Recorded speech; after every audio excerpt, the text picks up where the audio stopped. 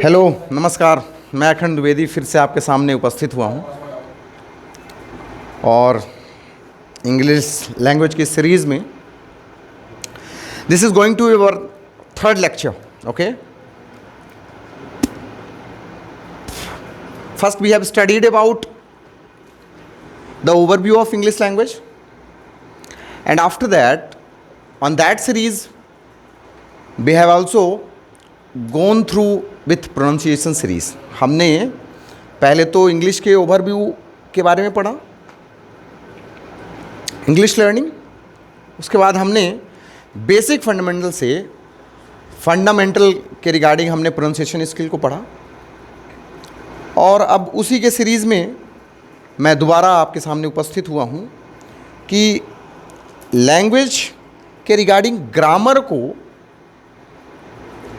बहुत सारे बच्चों के बीच ये रहता है, चाहे वो 6th स्टैंडर्ड के हों, 7th स्टैंडर्ड के हों, 8th स्टैंडर्ड के हों, 9th स्टैंडर्ड के हों, 10th स्टैंडर्ड के हों, 11th 12th हों। अभी भी बहुत सारी भ्रांतियां हैं, बहुत सारे डिलेमा हैं कि ग्रामर को बेसिकली पढ़ा कहाँ से जाए, या यूँ कहें ग्रामर स्टार्ट कहाँ से होता है। तो as we have already started the pronunciation classes and right now today we will hit our basic first chapter of grammar। all right, उसके रिगार्डिंग हम आज डिस्कस करेंगे और बात भी करेंगे। सबसे पहले आज की क्लास के एक एनर्जेटिक थॉट के साथ स्टार्ट करते हैं। The person who makes no mistake doesn't make usually anything. एक व्यक्ति अगर मिस्टेक्स नहीं करता है, गलतियां नहीं करता है, तो एग्जैक्टली आप ये कह सकते हैं कि यूजली वो कुछ कर ही नहीं रहा है। ओके, एक जापानीज प्रोवर्ब है, उसमें कहा जाता है fall 7 times but stand up on 8। 7 बार गिरिए, लेकिन अगर आप 8वें बार भी उठ गए हैं तो वो भी आपके प्रोग्रेस के लिए, आपके इंटरेस्ट और आपके इंटेंशंस को शो करता है। Okay, now moving to the next one. जैसे कि ग्रामर सेक्शन की बेसिक फंडामेंटल की बात करें, ऑरिजिन की बात करें, तो आपको ये समझ में आना चाहिए, वर्ड की तो हम बात कर ही रहे हैं, लेकिन जो ग्रामर की या किसी भी लैंग्वेज की यूनिट जो हो सकती है, तो वो यूनिट आपकी स्टार्ट होती है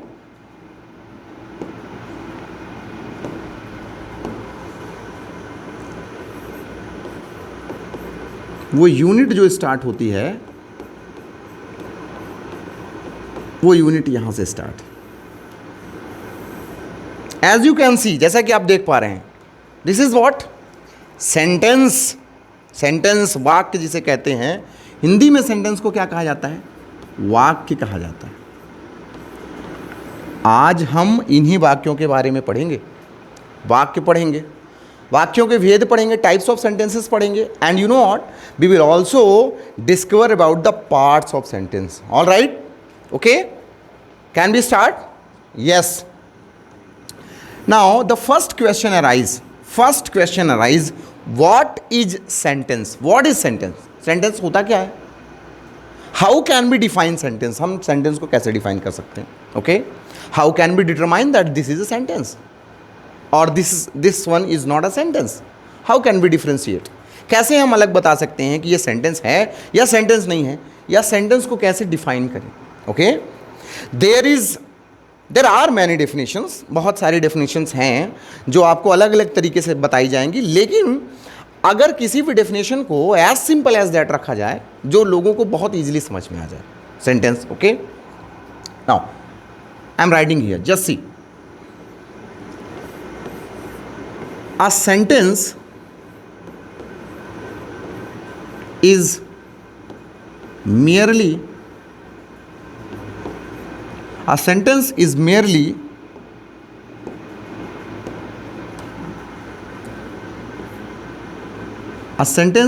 merely a group of word. A sentence is merely a group of word which gives which gives a complete what sense or idea. Sense or idea. Look at here. A sentence is merely a group of word which gives a complete sense or idea. इसका मतलब क्या है? Sentence सिर्फ और सिर्फ हम ये कहेंगे कि शब्दों का एक ऐसा समूह है जो हमें क्या देता है, एक कंप्लीट सेंस, पूर्ण रूप से हमें एक अर्थ बताता है, और एक पूर्ण रूप से आइडिया बताता है, जिसे आप थॉट प्रोसेस कहेंगे. ओके, दोबारा बता देता हूँ. सेंटेंस लैंग्वेज की ऐसी यूनिट होती है जो हमें इस बात के लिए प्रेरित करती है, इंगित करती है कि जो भी लिखा गया है, या शब्दों का ऐसा समूह जो एक संपूर्ण और सार्थक अर्थ प्रदान करे, उसे हम सेंटेंस कहेंगे. All right, let's take a example.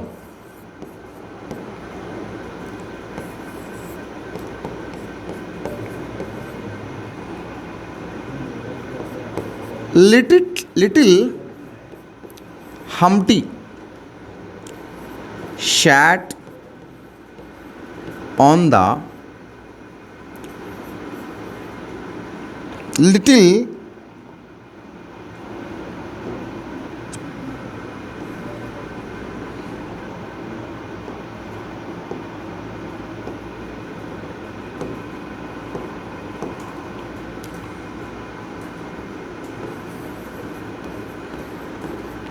little Humpty sat on the floor. Little Humpty sat on the floor. एक बात आपको ध्यान रखना होगा कि जब भी हम सेंटेंस को स्टार्ट करते हैं ना, we will always begin with a capital letter. Okay? And you know what? In case of proper noun, we have to write proper noun which is begin with a capital letter. Okay? Little Humpty sat on the floor. और जब मैं floor को ख़त्म कर रहा हूँ तो ध्यान से देखिएगा, एक पंक्चुएशन मार्क भी है. इस सेंटेंस को जब आप पढ़ेंगे तो आपको समझ में आएगा कि इस सेंटेंस में बहुत सारी ऐसी चीज़ें हैं जिसके बारे में हम पढ़ना चाहेंगे, और एक संपूर्ण अर्थ भी आपको दे रहा है. लिटिल हम्प्टी जो है वो फ्लोर पे, फर्श पे बैठा. ऑल राइट, सेकंड एक और एग्जांपल आप देख लीजिए. Let's take another example. He gave me a wonderful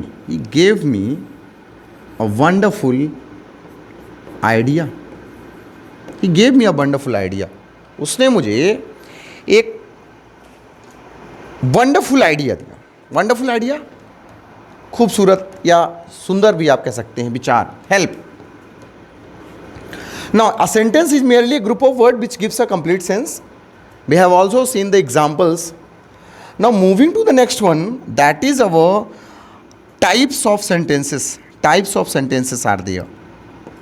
Types of sentences में हम देखेंगे.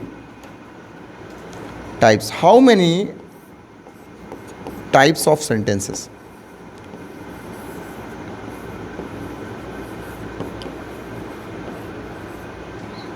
जब सेंटेंस के टाइप्स की बात करेंगे तो आपको बहुत सारी किताबों में और बहुत सारे गुरुजी के माध्यम से बहुत सारे टाइप्स पढ़ाए गए होंगे, लेकिन आज हम इसको सूक्ष्मतम तरीके से पेश करेंगे और देखेंगे बेसिक सेंटेंस के कितने पार्ट्स होते हैं. ओके, सबसे पहली जो डेफिनेशन के अकॉर्डिंग हम बात करेंगे, आ sentence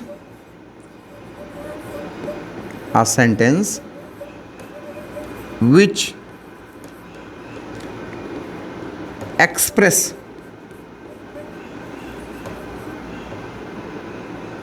what? A sentence which express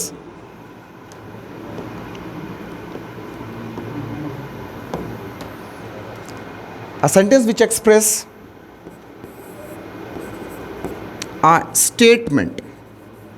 A sentence which express a statement is known as assertive sentence. Assertive sentence एक ऐसा सेंटेंस जो स्टेटमेंट अगर वो दे तो आप उसे कहेंगे assertive sentence. याद रखिएगा, assertive sentence को इंग्लिश में declarative sentence भी कहा जाता है. Assertive sentence is also known as declarative sentence. All right. Assertive sentence में दो सेंटेंस आपको बताए गए हैं, अफर्मेटिव भी है, नेगेटिव भी है। और अफर्मेटिव नेगेटिव की कहीं चर्चा ही नहीं होती है। जब आप टेंस पढ़ते हैं तो उसमें अफर्मेटिव और नेगेटिव सेंटेंस की बात करती है। पर let me tell you, whenever you deliver a statement, it must be like that a sentence may be a affirmative or may be a negative. Affirmative और negative क्या होता है? Affirmative मतलब होता है positive sentence. A sentence which express positive statement is known as affirmative. And a sentence which express negation, ऐसा sentence जो negation को बयां करे उसे आप कहेंगे negative sentence. Assertive sentence में दोनों के दोनों आते हैं। Assertive sentence में आपके affirmative और नेगेटिव दोनों के दोनों, affirmative and negative statement.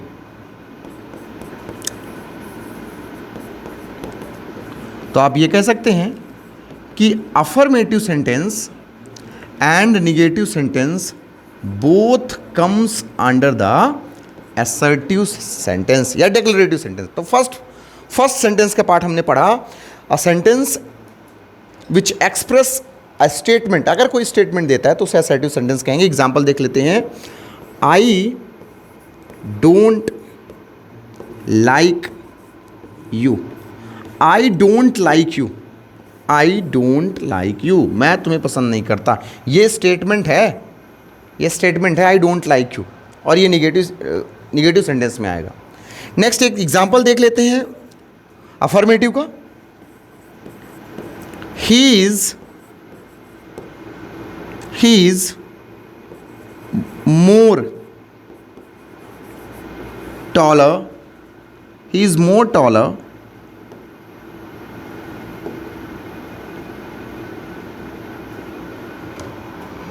he is more taller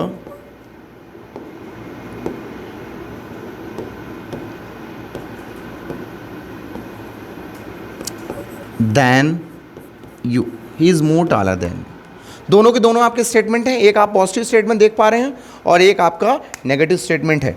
तो असर्टिव सेंटेंस उसे कहेंगे अ sentence which express statement. All right, further divided into two part, that is first one is your affirmative and second one is your negative. Affirmative positive सकारात्मक वाक्य, और एक आप जिसे कहते हैं नकारात्मक वाक्य। असर्टिव सेंटेंस कथनात्मक वाक्य जिसे आप कहते हैं। All right, now moving to the next one, that is our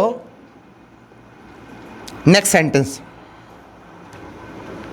which is known as interrogative।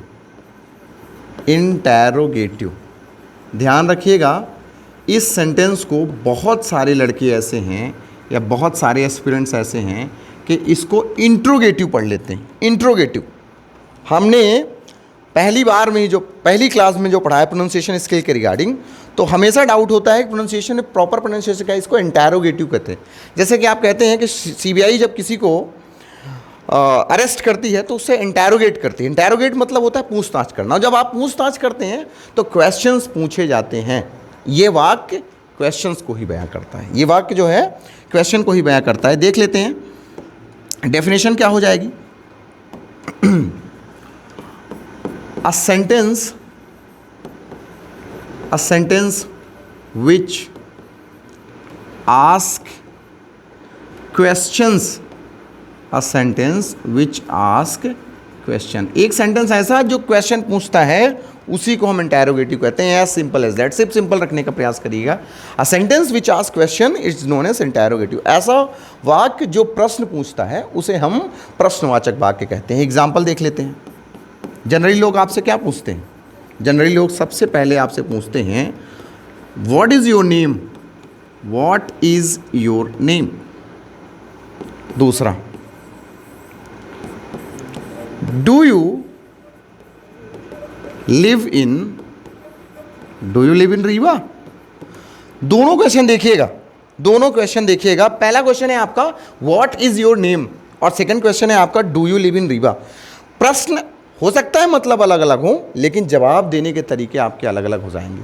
पहला देखिए व्हाट इज़ योर नेम, जब आप अपना पूछा जा रहा है कि आपका नाम क्या है, इसका आप आंसर थोड़ा सा एलैबोरेट करके देंगे। क्या देंगे? एलैबोरेट। एलैबोरेट क्या होता है? विस्तार में आपको नाम बताना पड़ेगा।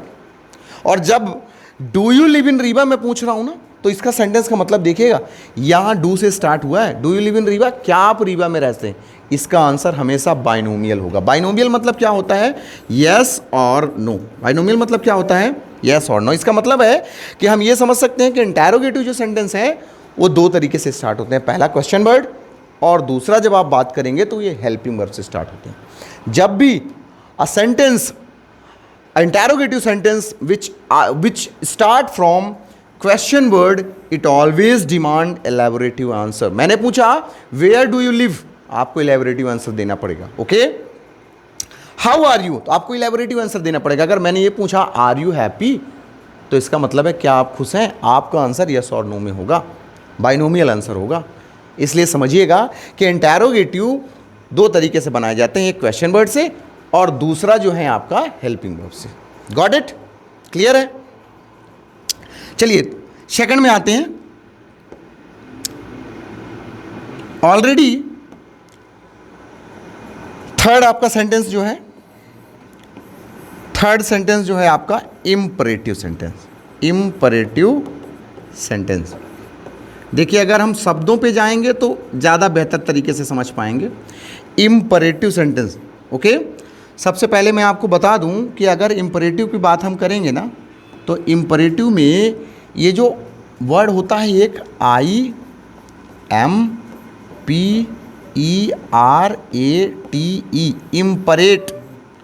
इम्परेट समझ जाइएगा सर, ये इम्परेट जब होगा तो ये ऑर्डर को करेगा, ऑर्डर को साइन करेगा। समझ में आ रहा है आपको? ऑर्डर। इम्परेटिव सेंटेंस ऐसा सेंटेंस है विच एक्सप्रेस, ऐसा sentence which express order, command, a sentence which express order, command, request, advise, entreaty, entreaty। समझने का प्रयास करिएगा। A sentence which express order, command, request, advise and entreaty। देखिए, request आपको समझ में आ रहा है, ऑर्डर आपको समझ में आ रहा है, कमांड आपको समझ में आ रहा है, एडवाइस आपको समझ में आ रहा है, इंट्रीटी समझ में आपको आना चाहिए। इंट्रीटी मतलब होता है ये रिक्वेस्ट है, और जब आप रिक्वेस्ट हम्बल रिक्वेस्ट करेंगे तो इंट्रीटी हो जाएगा। हम्बल रिक्वेस्ट भी इंपरेटिव में आता है। इंपरेटिव सेंटेंस का कुछ एग्जाम्पल आपके सामने लिख देते हैं, वो आपको तुरंत ही समझ में आएगा। अगर किसी ने आपसे कहा shut the door, shut the door, दरवाज़ा बंद करो, शट द डोर। सेकंड, अगर आपने किसी ने आपसे कहा स्टैंड अप, स्टैंड अप मतलब होता है खड़े हो जाओ, stand up, shut the door, ये आपको कहीं ना कहीं ऑर्डर या कमांड की तरफ नजर आ रहे होंगे। ओके, फिर किसी ने आपसे कहा थर्ड, प्लीज, इसको थोड़ा सा कर लेते हैं, प्लीज एग्जैक्टली लिख दिया जाए आपके सामने। Please give me a glass of water, please give me a glass of water.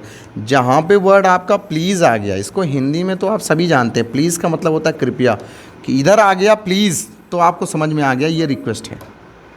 पहला शट द डोर, ये कमांड भी हो सकती है, ये ऑर्डर भी हो सकता है। Stand up always tells you that it's a command. Okay, please give me a water, ये रिक्वेस्ट हो जाएगी। तो फिर एडवाइस क्या होती है? एडवाइस, एडवाइस क्या होगी? Advice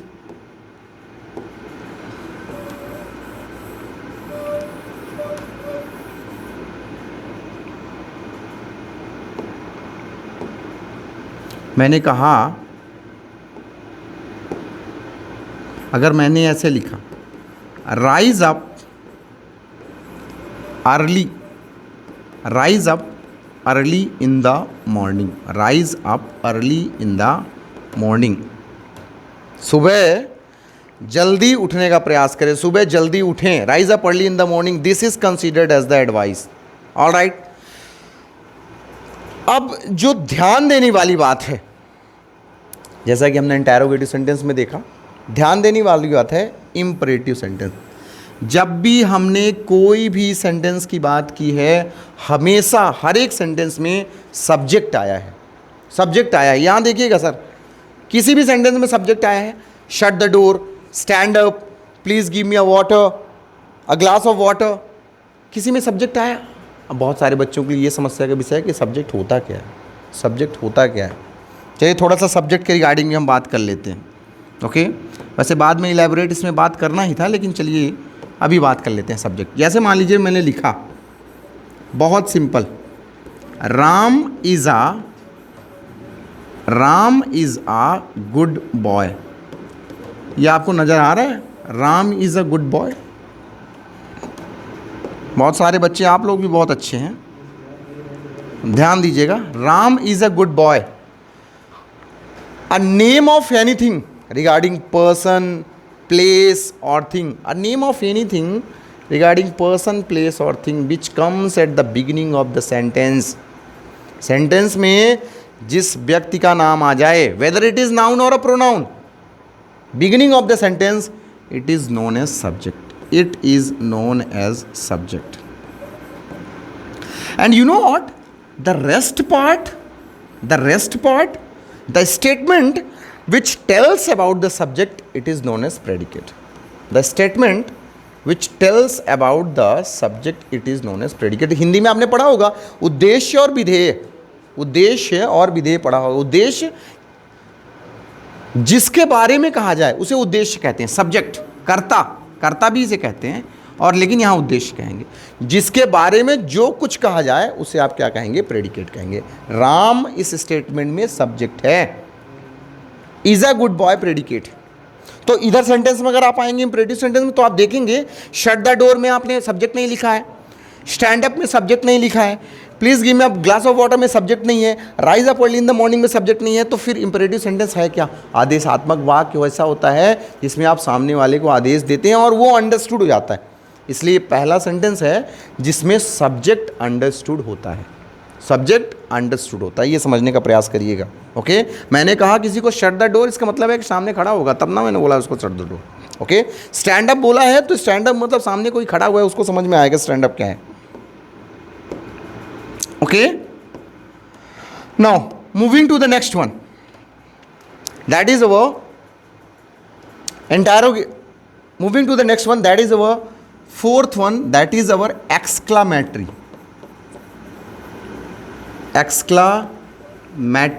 sentence.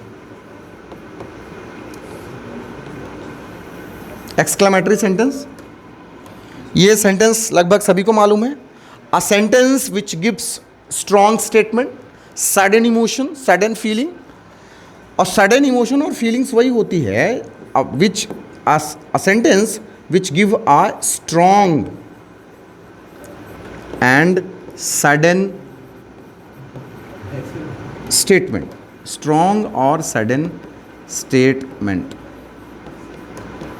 strong और sudden statement. Example, what a beautiful scenery, what a beautiful scenery। ध्यान दीजिएगा, जब मैं ये सेंटेंस लिख रहा हूँ what a beautiful scenery, तो लास्ट में मैंने लिखा हुआ है आपका एक्सक्लेमेटरी मार्क, ठीक है। सीनरी, आप इसको अगर यहाँ पे सीन भी लिखेंगे ना, व्हाट अ ब्यूटीफुल गर्ल, चलिए आप ही की मान लेते हैं, वैसे गर्ल ज़्यादा अट्रैक्टिव हो भी जाती हैं, चलिए मैं लिख लेता हूँ यहीं पे girl he, what a beautiful girl, exclamatory mark. जब मैंने ये लिखा है ना, तो ये भी एक सडन इमोशन है। आपने किसी लड़की को देखा और आपका दिल आपके मुंह पे आ गया, तो ये यही शब्द निकलता है, what a beautiful girl. Okay, एक और स्टेटमेंट देख लेते हैं। मान लीजिए आप क्रिकेट के फैन हैं और आपको किसी का शॉट बहुत अच्छा लग गया और अचानक आपसे मुंह से निकल गया what a shot, what a shot. जब आप लिखेंगे व्हाट अ शॉट बोलेंगे ना, तो लास्ट में जो एक्सक्लेमेटरी मार्क आएगा ना, ये अचानक फीलिंग्स को बयां करता है। ओके, सडन और स्ट्रॉन्ग फीलिंग जो इमोशंस के रिगार्डिंग होती है, फीलिंग्स वो अगर निकल जाए उसे एक्सक्लेमेटरी सेंटेंस कहते हैं। एक्सक्लेमेटरी सेंटेंस को हिंदी में कहा जाता है विस्मयादिबोधक, विस्मयादिबोधक। ठीक है, चलिए बेसिक सेंटेंस के टाइप्स की अगर बात करेंगे तो we have already studied the basic sentence. Okay, now the extra one more extra जो सेंटेंस आपको आता है वो आता है आपका एक ऑप्टेटिव सेंटेंस आता है। ऑप्टेटिव सेंटेंस आपने हिंदी में पढ़ा होगा। ऑप्टेटिव सेंटेंस जो है हिंदी में आपने पढ़ा होगा, एक वर्ड जो है आता है इच्छा सूचक वाक्य, ऑप्टेटिव सेंटेंस। बहुत सारे 10th पास आउट हो जाते हैं बच्चे, उसके बाद सब्जेक्ट ऑप्ट करते हैं, वो उनके विश के रिगार्डिंग होता है, और वहीं से आप ये समझने का प्रयास करिएगा ऑप्टेटिव सेंटेंस क्या होता है। अ सेंटेंस विच एक्सप्रेस, एक ऐसा सेंटेंस जो क्या एक्सप्रेस करता है, wish, desire. A sentence which express wish or desire and sometime we bless someone, blessings। एक ऐसा सेंटेंस जो आपके विश, डिजायर या ब्लेसिंग्स को एक्सप्रेस करे उसे आप ऑप्टेटिव कहेंगे। एग्जाम्पल देख लीजिएगा, अगर मैं ऐसे कहूं, सबकी इच्छा होती है, I wish I were PM, I wish I were PM of India, I wish I were a PM of India. काश मैं भारत का प्रधानमंत्री होता, बहुत सारी चीज़ें तब्दील करता। आप समझ रहे हैं, भारत के प्रधानमंत्री होना is not a cup of T for everyone, लेकिन इच्छाएं तो चलती हैं, और इच्छाएं पता नहीं कहाँ कहाँ से चलती हैं, इच्छाओं की कोई सीमा नहीं है, लिमिटलेस। दूसरे, अगर मैं ब्लेसिंग्स की बात करूं तो अगर मैंने किसी को ये कह दिया ना, may God bless you, may God bless you, अगर मैंने ये कहा है ना तो ये मैं अपनी इच्छा से कह रहा हूँ। जब आप अपनी इच्छाओं को व्यक्त करते हैं ना, विश, डिज़ायर या ब्लेसिंग्स को व्यक्त करते हैं, तो वो ऑप्टेटिव सेंटेंस की श्रेणी में आता है। सेंटेंस पढ़ा हमने, सेंटेंस के टाइप्स को पढ़ा हमने। अब देखिए, सेंटेंस कॉम्प्लेक्स भी होते हैं और सेंटेंस नॉर्मल भी होते हैं। तो लगभग बेसिक चीज़ें हमने इस लेक्चर्स में फिनिश की है, कवर किया है। बेसिक चीज़ों को लेकर के थोड़ा सा देख लेंगे, थोड़ा रिवाइज करते हैं, क्विक रिवीजन। हमने सेंटेंस पढ़ा, सेंटेंस जैसे लैंग्वेज की जो यूनिट होती है, बेसिक यूनिट, उसके बारे में हमने पढ़ा। Sentence is nothing but a group of word which gives you complete idea, complete sense, complete thought. Okay, जो सार्थक आपको अर्थ प्रदान करे, शब्दों का समूह, उसे हम वाक्य कहते हैं। इसके बहुत सारे प्रकार हैं। उसमें सबसे पहले हमने पढ़ा असर्टिव सेंटेंस, जिसे कथनात्मक वाक्य कहते हैं। A sentence which express statement, okay, strong statement like affirmative और positive, it is known as assertive sentence. दूसरी इस प्रक्रिया में हमने पढ़ा a sentence which ask question, ऐसा सेंटेंस जो क्वेश्चन पूछता है उसे इंटेरोगेटिव कहते हैं। जैसे where do you live, okay, how are you feeling right now, okay. जैसे मैंने कहा have you taken your dinner, ये इस तरीके से अगर आप क्वेश्चन पूछते हैं, चाहे वो हेल्पिंग वर्ड से हो, चाहे वो क्वेश्चन वर्ड से हो, वो इंटेरोगेटिव श्रेणी में आएगा। Now coming to the fourth one, हमने इंपरेटिव सेंटेंस भी पढ़ा। इंपरेटिव सेंटेंस आदेशात्मक वाक्य, order, command, request, desire, blessings, sorry advice, okay, ऐसे सेंटेंस इंपरेटिव सेंटेंस में आते हैं। और इंपरेटिव सेंटेंस में सब्जेक्ट अंडरस्टूड होता है, ये ध्यान रखिएगा। Coming to the fourth one, that is our exclamatory. Exclamatory ऐसे सेंटेंस कहा जाता है जो सडन इमोशंस को बयां करता है या स्ट्रॉन्ग फीलिंग को जो एक्सप्रेस करता है, उसे एक्सक्लेमेटरी कहते हैं। It is always followed by the exclamatory mark, ध्यान रखिएगा, एक्सक्लेमेटरी मार्क। ऑप्टेटिव सेंटेंस में इच्छा सूचक वाक्य है, तो जाहिर सी बात है ये सेंटेंस ऐसे होंगे जिसमें विश, डिजायर और ब्लेसिंग्स की बात होगी। आपके सामने एग्जाम्पल लिखे हुए हैं। Okay, I hope you will find this video very interesting, very fruitful and very knowledgeable.